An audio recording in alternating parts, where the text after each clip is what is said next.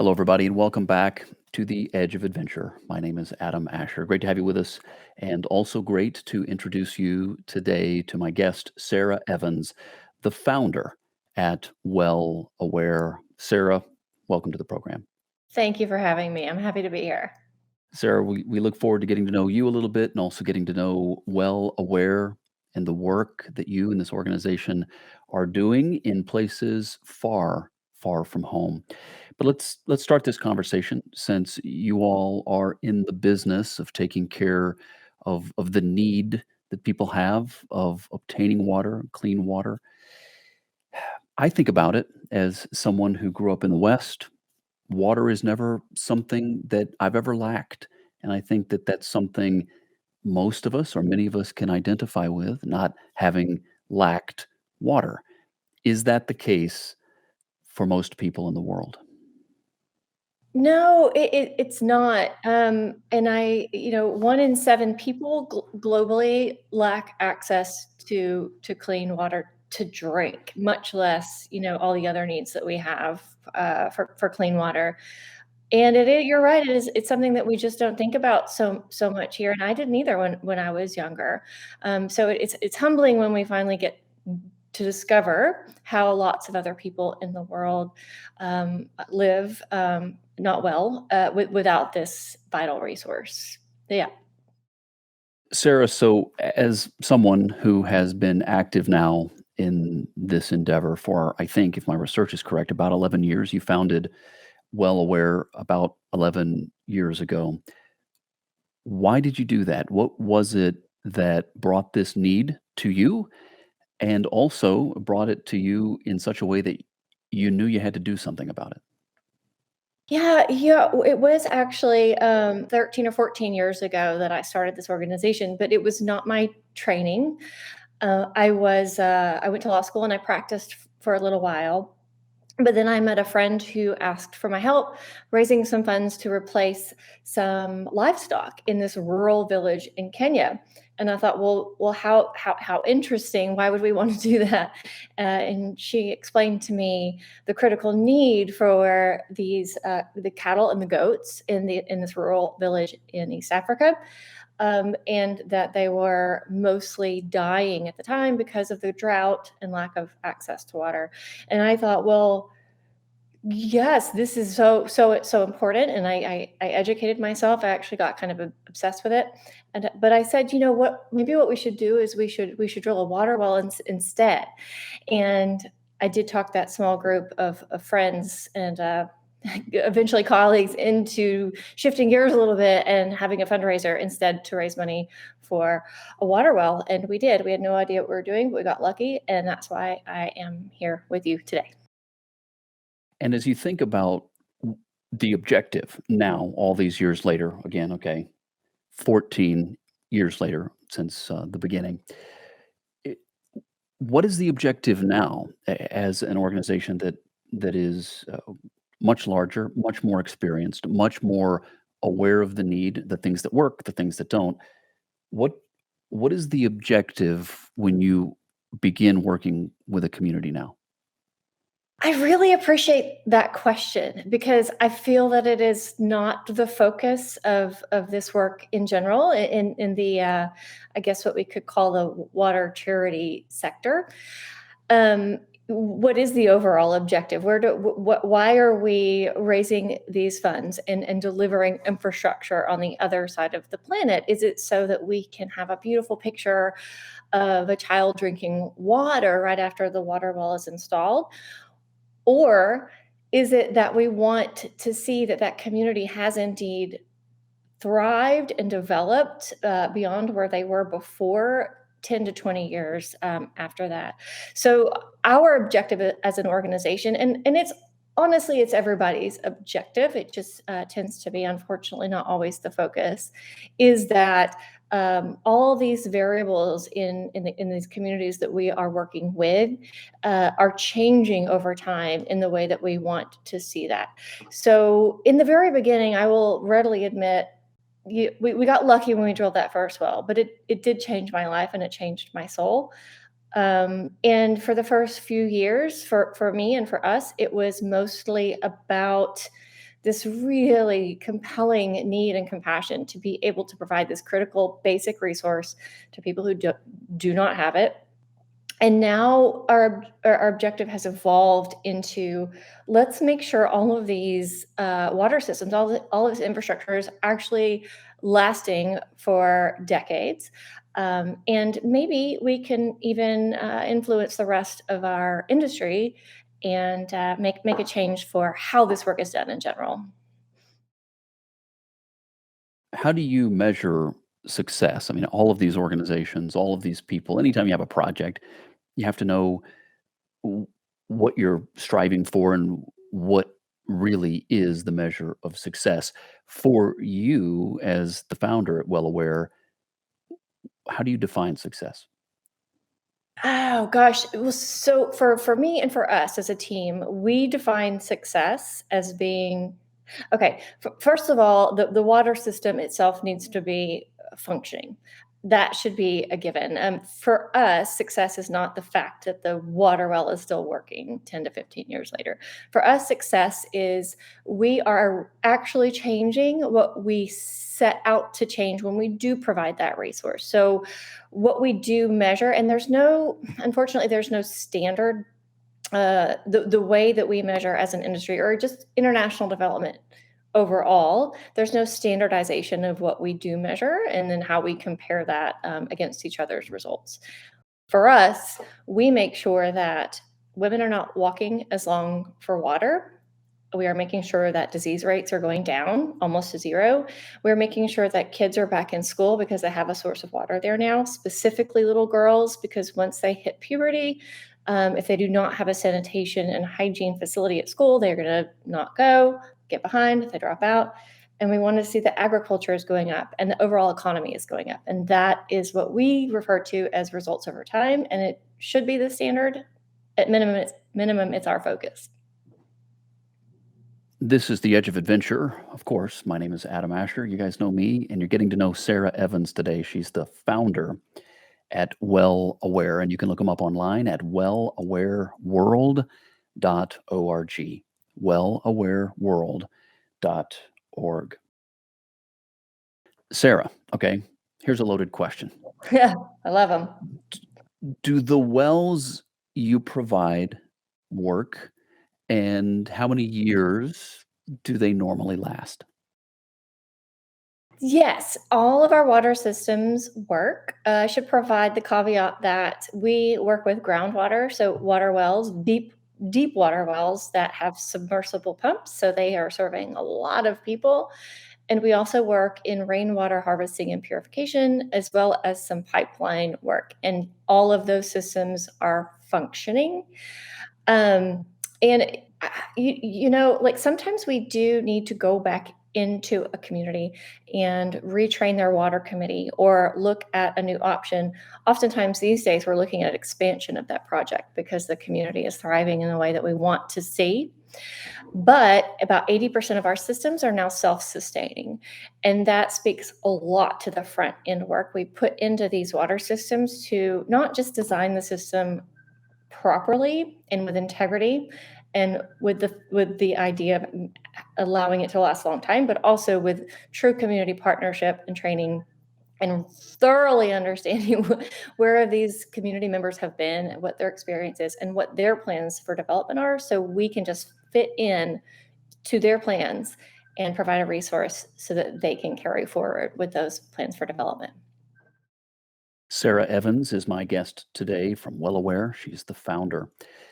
Sarah, what areas are you focused on? In other words, are there particular countries or regions that is the focus right now?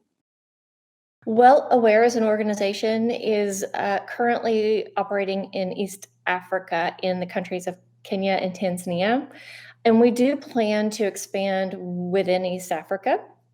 We have strong partnerships we've been cultivating in Uganda and Rwanda. But we do not plan as an organization to expand outside of that region of the world. That said, we are trying to tackle the water crisis in other ways outside of that. But for the organization and the dollars that we raise, it does go to East Africa. And that is because we fully and thoroughly understand the value of expertise in a specific region, not just expertise, but also networking and the relationships that we've cultivated over time and our understanding of how we're applying our resources and our knowledge to that specific region. Sarah, when you and well aware, when you go into a community and you work with them, I know that that's an objective that you want to partner with them and work with them and learn from them as much as they learn from you. I know in this process, but when this happens and you see a change made in the community, what would you say is the long term effect of your work in one of these communities? Gosh, I think about this a lot because I want to make sure that the ways that we're involving the community and asking them to drop their lives and join us in this new project and all of the people that have run into this crazy idea and this cause, all of our staff and volunteers. Um,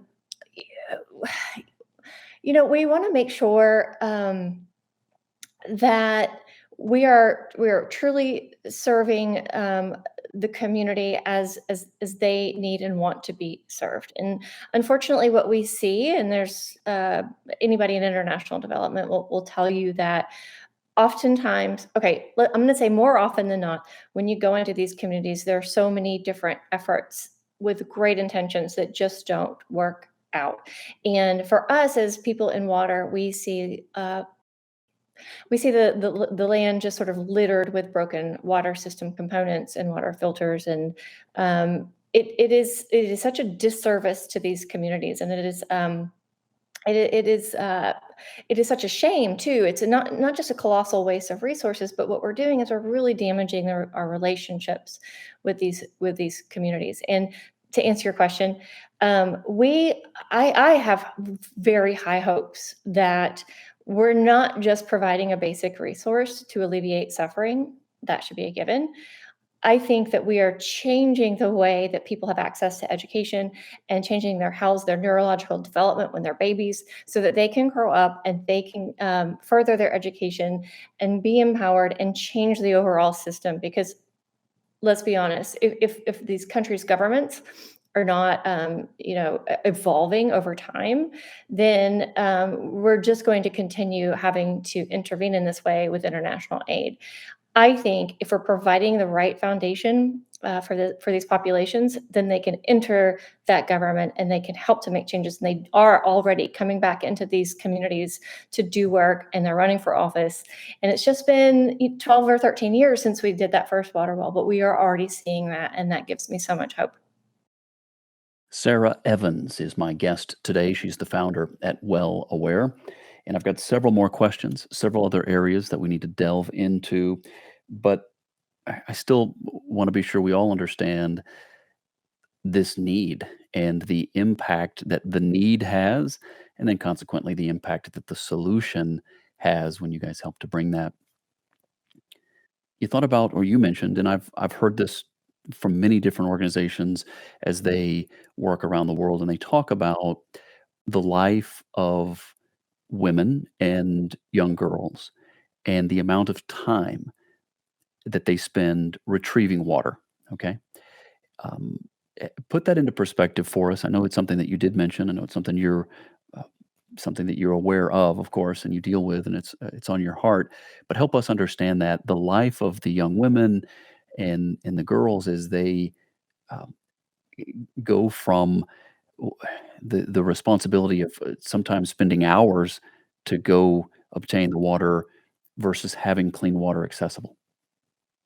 It's true, and this burden does fall on the shoulders of women and the young girls and the young boys too. But it's just by virtue of the cultural nuances that it is the task of the women. And on average, it is about a 4-mile walk to get clean water in the regions where we work. So that will take up your entire day. It won't just take up your entire day.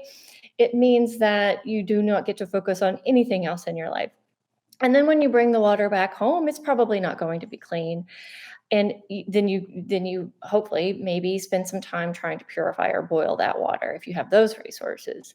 And there are all kinds of other problems that go along with that. It just makes no sense that we're allowing this to happen in certain parts of the world when there is a solution.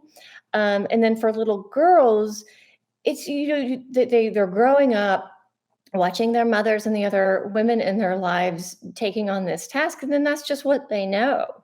And it's fascinating to see firsthand when we intervene and we do a water system in a community, how the young girls, their spirits, they just change, they evolve. And I have, gosh, just this incredible gift of having been in these communities over and over again over time, and seeing a group of young girls feeling seeming despondent and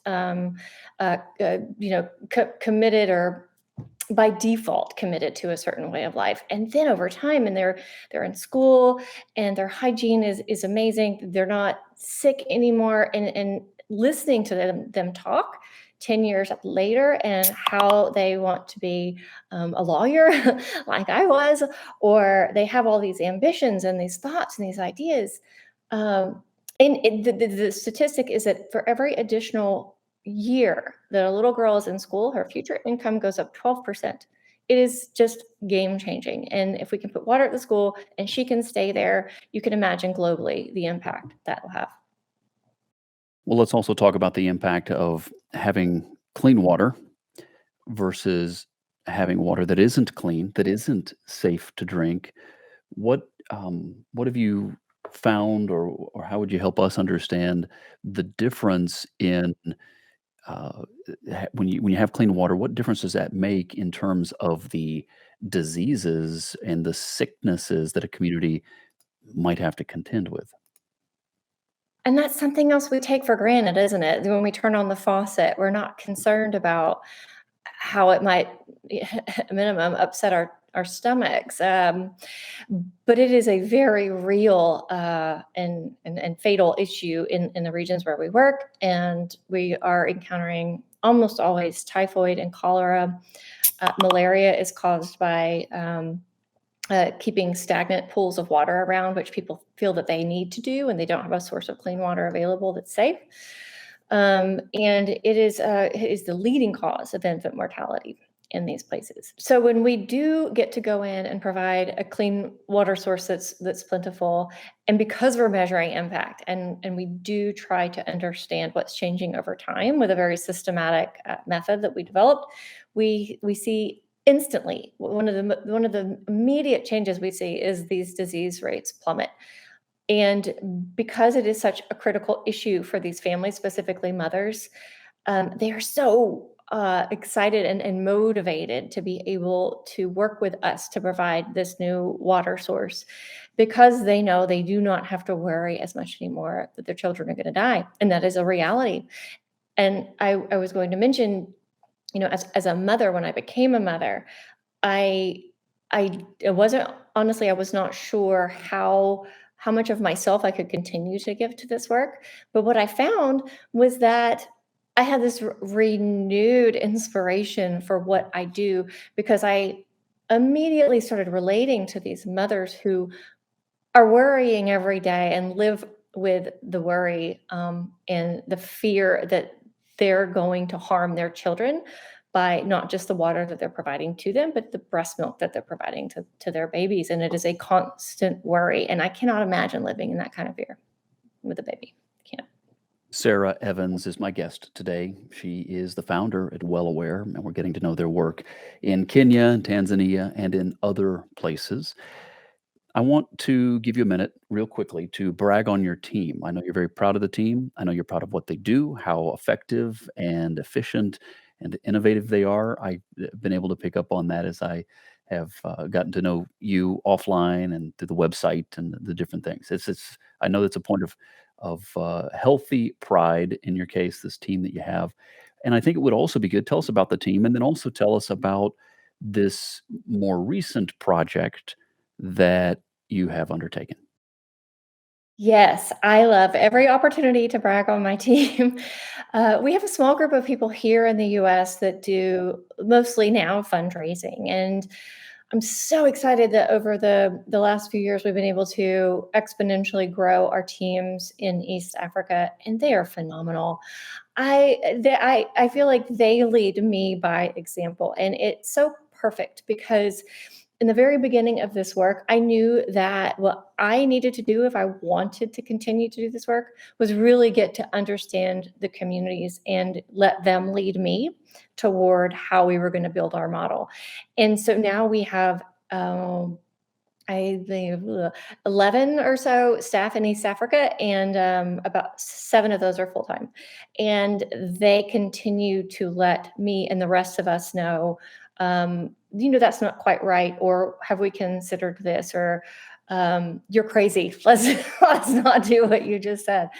And I just appreciate that so deeply, and I love that they put up with me and have patience with me, and I get to learn from them. And to your second question, it is because of that team that we realized we could start another initiative and maybe begin, not maybe, we're doing it, begin to tackle this, what we call in the sector, the hidden crisis in the water charity industry, which is the fact that more than half of the water systems that are installed in developing regions don't actually work about a year after they're implemented. And that's not okay.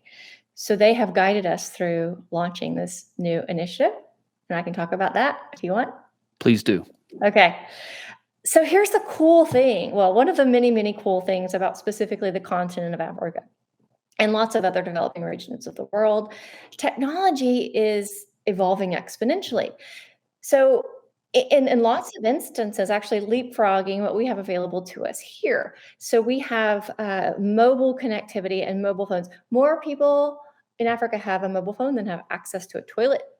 And then internet connectivity is so widely available. Sub-Saharan Africa, I believe, is about 74% coverage, internet connectivity. So we thought, well, gosh, all these water systems are failing. The way that this industry and sector has been doing things for decades is obviously not working out quite right. But look at this resource that we have to be able to connect with people. And through our own studies, and then through partnerships and other studies and data that we've collected and learned, we know that the most common reason for water system failure is some kind of technical oversight. And by technical, I don't mean like super well trained, grad school educated expertise. It's just, the nuts and bolts, no pun intended, of how you implement a water system and then train the community on that. And number two system failure reason is a lack of community contact and connection and support and training and understanding. So we realized we could actually probably send a lot of the support and expertise into the hands of the beneficiaries themselves using what's already there, and that is the cell phone and the Wi-Fi connectivity and technology. So we developed an app. We made an app. Most people have the smartphone now, and so community members, beneficiaries, can be sitting at their water system, and the water stops flowing from the tap. All they have to do is open up the app, and they can run diagnostics on the system. This is low tech. It's easy to download, and once it's downloaded, it's fully functional offline, just in case. And more than half the time, we've already found they can solve the problem on their own. And this is huge because, in our experience, it would take about 2 weeks to fix something like that, and that would require this community being without their only source of water for 2 weeks. It would also entail probably a visit or two and some expensive technicians to come out on site and just replace the float switch or change the valve on the control box or something like that. So the app is solving for that. It's also giving reminders for community members to do regular maintenance on water systems, which will significantly reduce risk in the future of breakdown and then those expensive repairs and being without water for a long time. So we've been deploying that now for about 6 or 7 months, and the early results are really phenomenal. Very excited. Sarah, the name of this app, or if I or a listener or someone in the business needed to find this, how would we find it? Where are we going to go? What's it called? It is called Well Beyond. So Well Aware is the original nonprofit. Well Beyond is the subsidiary, and it's the app, the technology. You can find that on the Well Aware website that you put up before, but we have our own website too, and it's wellbeyondwater.com. And you can find out all the information about how the tool is used and how we built it, as well as how to use the tool. We're offering it now to other partners outside of Well Aware. Okay, quick review, everybody. My guest is Sarah Evans. She's the founder at Well Aware. You can find out more about this organization, nonprofit organization, at wellawareworld.org. Okay, there it is on the screen. You'll also find them across social media at Well Aware World. The app, the technology that they're talking about is a project of theirs. And that, if you wanted to go right to it, you could go to wellbeyondwater.com to find out more about that. But of course, in a day and age where there's so many websites and it's hard to keep up with them all, you could always just start at wellawareworld.org and you'll find it. You'll find out about it because this is their project. And of course, anytime I do one of these podcasts, you can always go to theedgeofadventure.com and you'll find a post there that'll have the video version, the audio version, the links, all of those things that you might need, including the links to their sites. Okay, so if you're listening to this or you think about it in another couple of days and you're thinking, well, what was that called? Don't worry about it. Just go to theedgeofadventure.com. You'll find it there in the podcast section. Now, also something we were talking prior to going live here with the broadcast. We talked about an event that you had in December that was a gala, and we've been seeing some of the pictures about that. And I know that that was a huge success. But let's look ahead now. Let's look at something that you mentioned is coming up in April, a big event that you have, I think, every year. It is, and it was actually the very first fundraiser we ever had. When we were trying to figure out how we were gonna raise money for that first water well, we were sitting around on my floor and trying to think, "How are we gonna raise money? None of us are fundraisers, we don't know what we're doing." And somebody says to me, "We should just stop showering because Sarah doesn't shower anyway." And, we had a giggle, but we thought, "Maybe we could do that." We're in Austin, Texas, where people embrace quirky things like that. And I figured out how to maybe monetize it. And this is way before crowdfunding and peer-to-peer fundraising platforms were really available. I was coding buttons in PayPal. And then lo and behold, a few weeks later, we had raised enough money for that one water system. So now we do it every year. It's completely virtual, so you don't even have to go anywhere.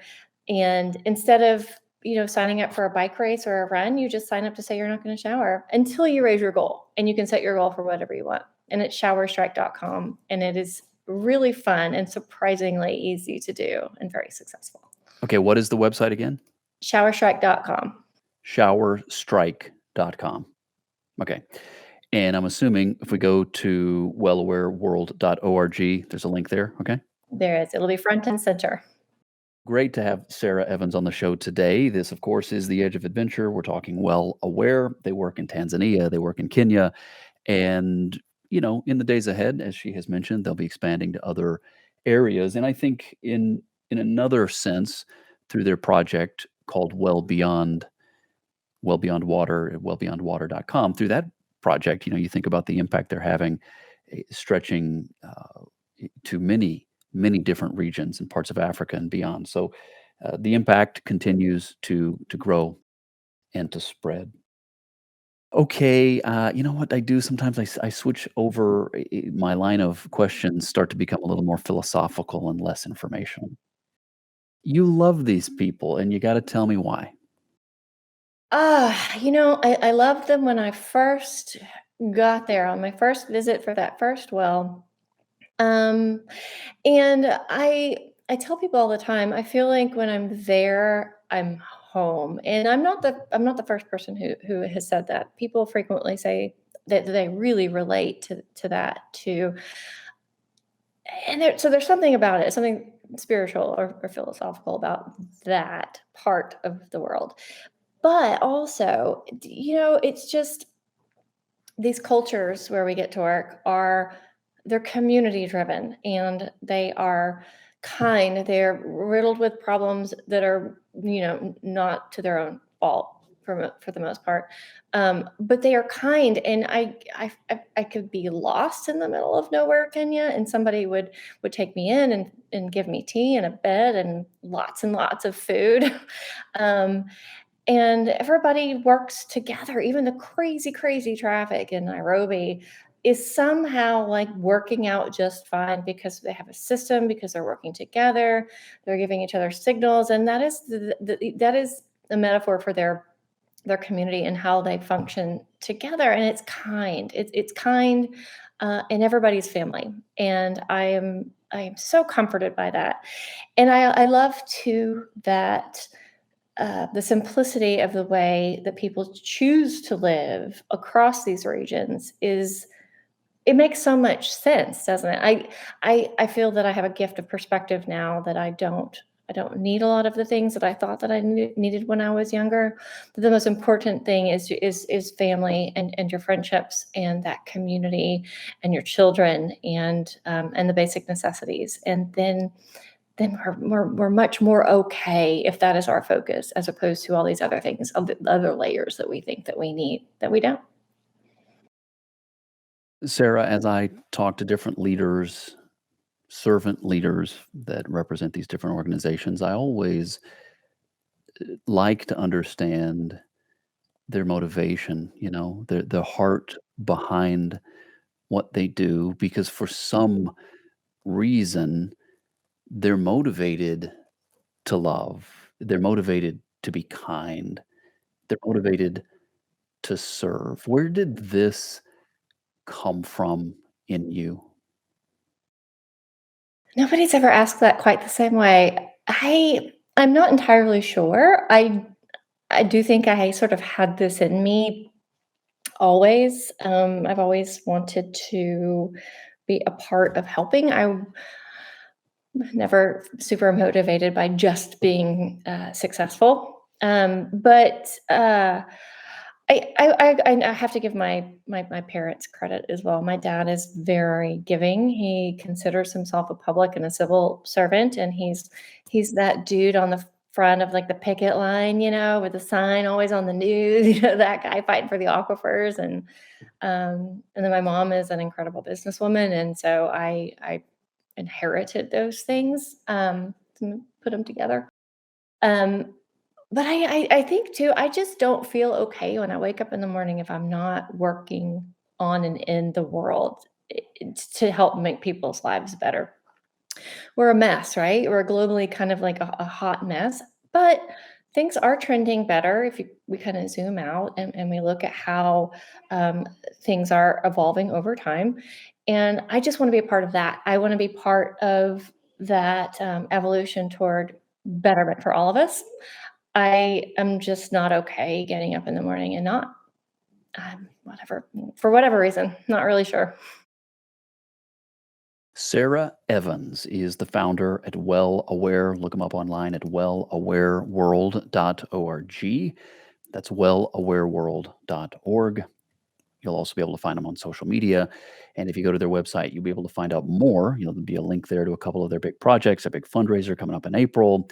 And then also this new technology and this new initiative that they have that is called Well Beyond Water. And I think you'll enjoy learning more about those initiatives as well. Well, as we get now toward the end of the program, Sarah, what else do we need to know? Is there something we haven't covered that is key to what you guys are doing? Yes, this is gonna sound crazy maybe to some people, but we've been keeping a close eye on what's happening with cryptocurrency in these developing regions. And well, something else is interesting too. So if you're looking at poverty globally and what are the biggest obstacles keeping people out of getting out of extreme poverty, one of those reasons is access to banking and access to remittance, ways to receive and exchange money without some big corporation or something in the middle charging fees and creating obstacles and time delays. And so, without creating obstacles to exchanging value in ways that can really make a difference in these people's lives, people who are living with less than $1 a day in income. And just as of a few weeks ago, there's a new Strike API. We can actually integrate that into our new tool, the app that we just built, so that we can provide nominal to us remittance for interacting with the app and delivering these forms and doing the checklists, and running the diagnostics. It could be a nickel or a dime to us. It could be a huge deal to somebody else in these communities. And what we plan to do is facilitate a platform so that people can exchange this currency with each other and then into the diaspora to create a system where they do not have to be held back by that obstacle. And it is new, and we're just about to try it, but it's really, really exciting. And I love that the world is evolving in that way to provide that opportunity that we can leverage for these people. Well, Sarah, it's been awesome getting to know you a little bit and getting also to share about Well Aware and Well Beyond and the different projects that you all have. Parting thought is you share with the audience, those watching the video version, those listening on audio podcasts throughout the world, how can they come alongside you guys, and perhaps why should they? The ways to join up with our efforts are simple. The website, wellawareworld.org, is a really great wealth of information. And it's really easy to navigate to find out how you can get involved, how you can contribute, and volunteer. Why should you? I I I just think why not? I think this is not just for me, because so many other people let me know that doing good feels good. I think that we are wired as humans to want to care for each other. And in this world of too much information and too much access, it's hard to understand how you're going to be a part of helping each other in the world. But if you think about the catalyst for so much other development, if you want to make the biggest impact with a very small effort and a really a small amount of money, it would be something like clean water, wouldn't it? Because if you have clean water and it's done properly, then education becomes more available. People can start businesses, disease rates go down, health is better, economy is better, national economy is better, because you're not having to deal with all of these extra health costs and the problems that come with people being sick all the time. So I think if you want to make a big difference and you don't have a lot of time, you don't have a lot of resources, then do it with clean water, preferably with Well Aware. But it just start with clean water, and I would say too, look into the organizations that you're donating to make sure they do have at least some of that focus on results over time, because that's where things really start to change. Sarah Evans, founder at Well Aware, and it's been great to get to know her and to get to know the organization Well Aware. Look them up online at wellawareworld.org, and keep in mind, I know we're at the beginning of the year here, but keep in mind that in the months ahead, they've got that big event coming up, Shower Strike. Is that right? Shower Strike. All you have to do is not shower, and it only lasts a week. You know what? And for some people, that's hardly a sacrifice. I know, it's But really we easy won't go into for that. Anyway, hey, Sarah, thank you so much for your time, and God bless you and your family and all that you and your team are doing at Well Aware. Thank you so much for having me. It's been such a pleasure.